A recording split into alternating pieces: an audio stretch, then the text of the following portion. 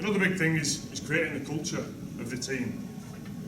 One thing that goes a long way towards building a team is to create the culture. Culture can be described as the way we do things around here. I spoke earlier about the culture of our team, and I'm a massive believer that 95% of the success that we had was down to the culture of the way the lads got on with each other.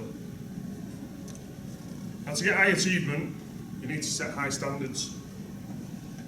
In 1999, I was very fortunate to be coached by a great man, a guy who I regard as one of the greatest ever to play our game, a guy called Ellery Hanley.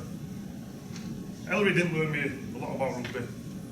You know, for a guy who couldn't pass himself, a great player, but never the most technical of coaches. But Ellery's strength was getting the best out of everybody, every day. Ellery was a believer in religiously practicing to the standard that you want to play at. So when crowds at St Helens, seen some amazing piece of skill, like the try I showed earlier, what they don't see is the hundreds and thousands of hours of practice that go into doing things like that when they're needed. We had one full year with Ellery and won a grand final. And he had a massive impact on my career and me as a person. But who set these values and behaviours? In my experience, it's team leaders.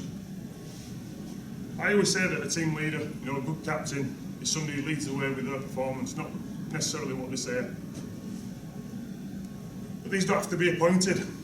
I played for St Helens in Great Britain, alongside some great players, and there were leaders all over the field.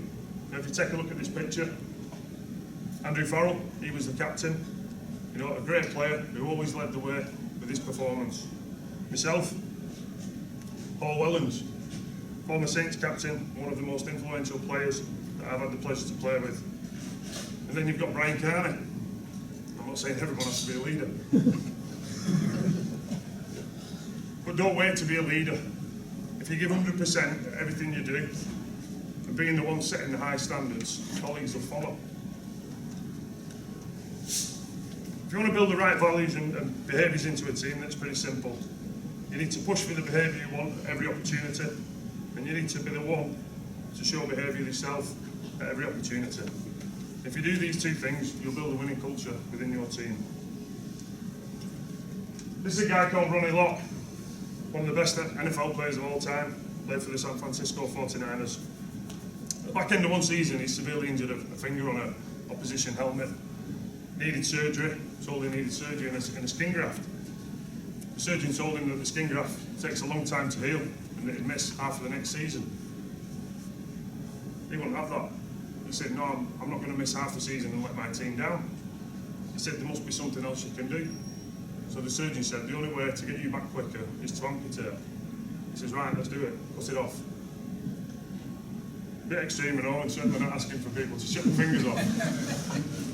Can you imagine training next to this guy, knowing what he's sacrificed and what he's given up for the team? You'd push yourself to your limits, wouldn't you?